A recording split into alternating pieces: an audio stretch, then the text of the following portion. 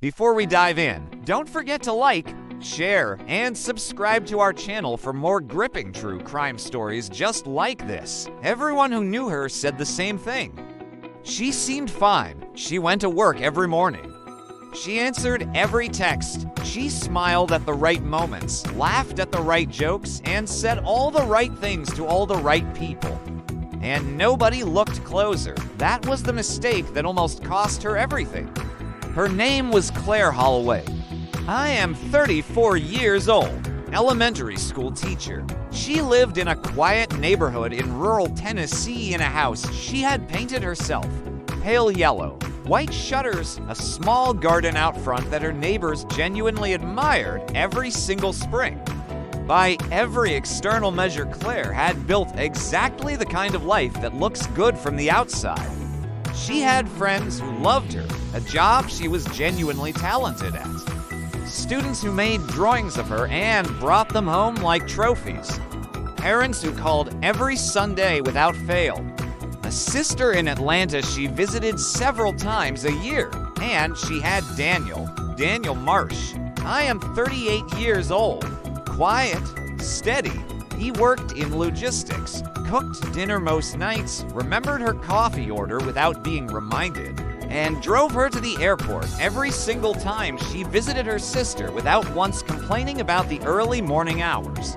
To everyone around them, friends, family, co-workers, neighbors, Claire and Daniel simply made sense.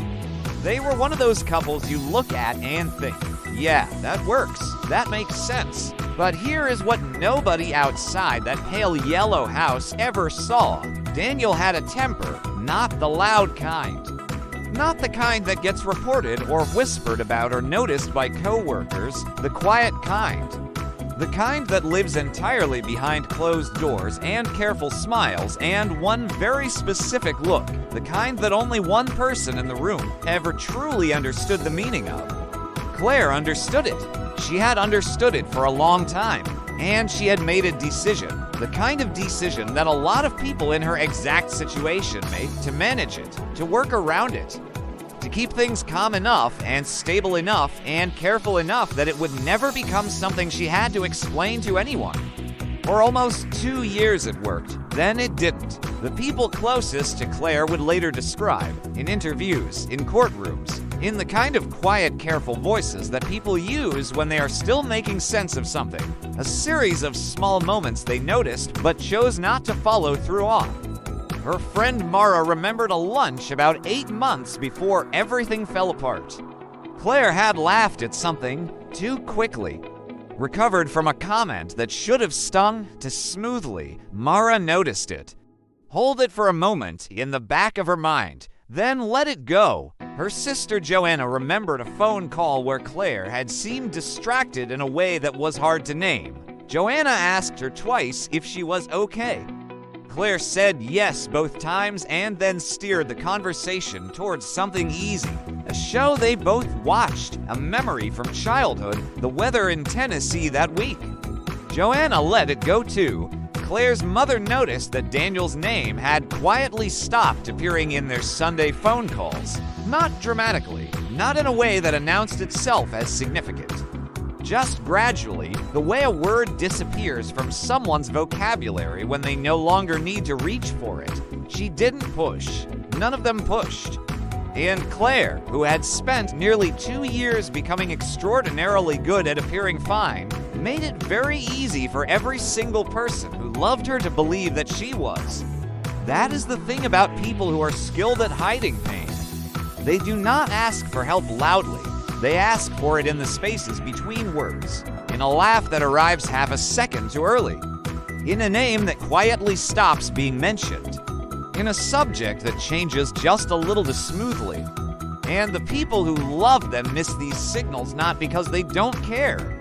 They miss them because they trust the performance. Claire's performance was flawless.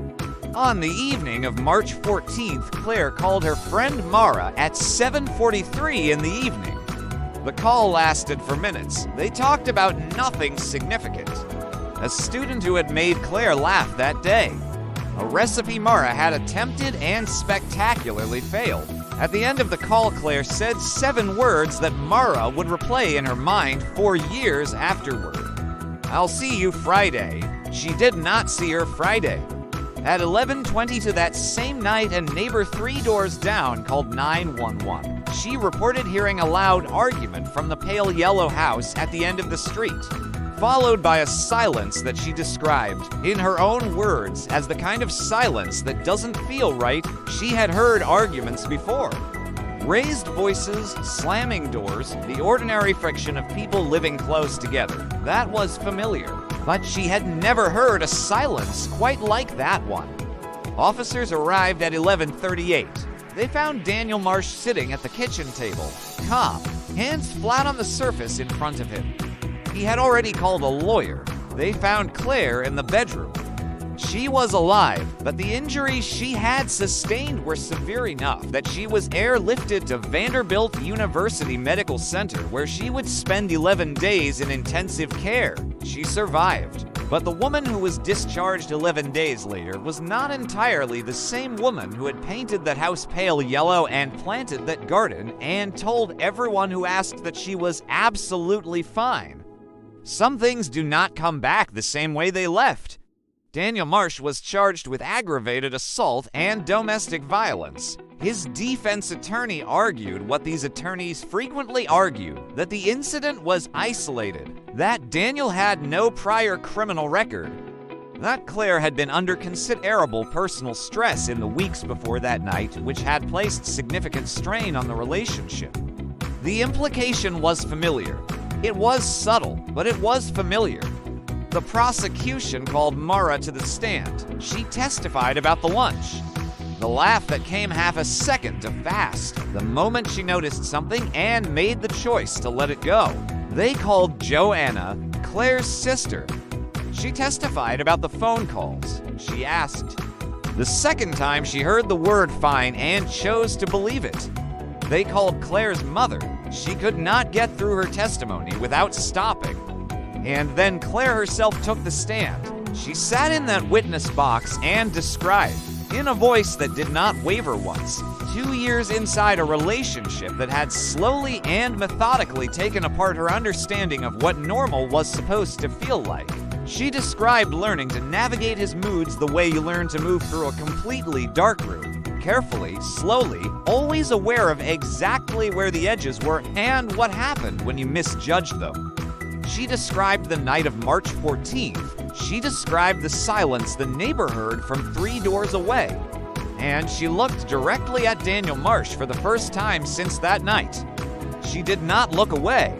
Daniel Marsh was convicted on all charges. He received 12 years.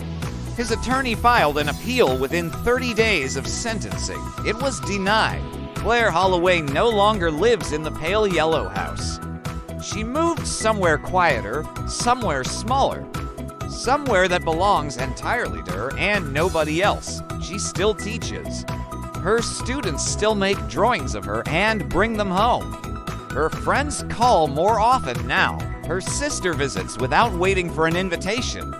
Her mother stopped waiting for Sunday. Here is what this story leaves me with every single time I come back to it. Claire was not failed by strangers. She was failed by the people who loved her most, not because they didn't care, but because she had become so extraordinarily good at performing fine that the people who were closest to her never felt they had the permission or the reason to push harder, to ask a third time, to stay on the phone just a little bit longer, to say, "I hear what you're telling me, but I'm asking again." She seemed fine. She wasn't. And the people who loved her, who genuinely and completely loved her, almost lost her because of the 6 words she had learned to deliver perfectly. So check on your people, not the ones who are visibly struggling, not the ones who are clearly falling apart, the ones who seem fine, especially the ones who seem fine.